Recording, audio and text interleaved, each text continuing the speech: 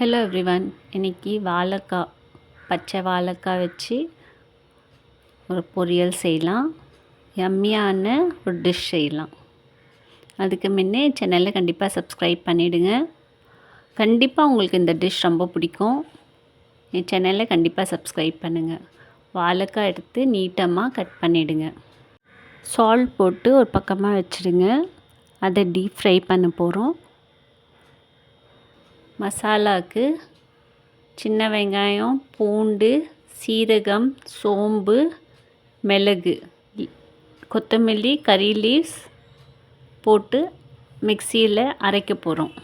புளி ஊற வச்சுடுங்க. வாழைக்காய் கட் பண்ணி இந்த மாதிரி டீப் ஃப்ரை பண்ணி எடுத்துகிட்டு போகிறோம்.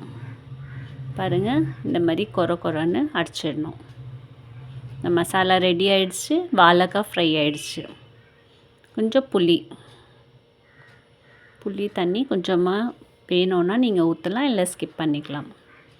ஒரு கடாயை எடுத்துக்கோங்க. ஆயில் ஊற்றி சூடாகின பிறகு கடுகு போடுங்க.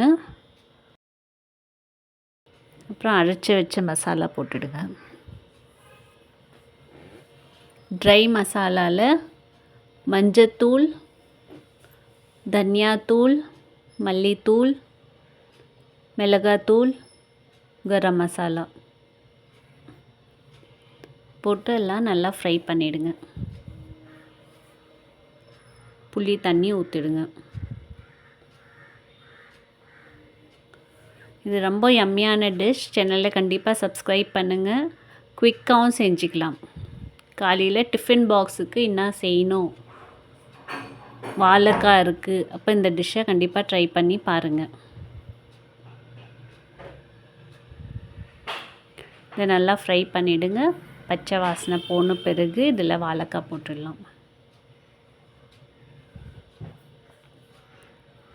கண்டிப்பாக டிஷ் ட்ரை பண்ணி பாருங்கள். எப்படி வந்தது கமெண்ட் பண்ணி சொல்லுங்கள்.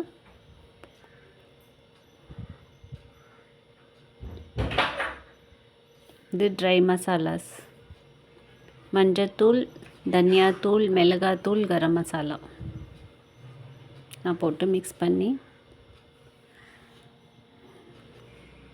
வாழைக்காய் போட்டு நல்லா கிரிப்ஸியாக, ஏற்கனவே வாழைக்காய் கிரிப்ஸியாக தான் இருக்குது. இன்னும் நல்லா ஹை ஃப்ளேமில் வச்சு ஃப்ரை பண்ணிவிடுங்க. ரொம்ப யம்மியான டிஷ். கண்டிப்பாக ட்ரை பண்ணுங்கள். சேனலை சப்ஸ்கிரைப் பண்ணுங்கள். கமெண்ட் பண்ணுங்கள் டிஷ் எப்படி வந்தது. Take care. தேங்க்யூ.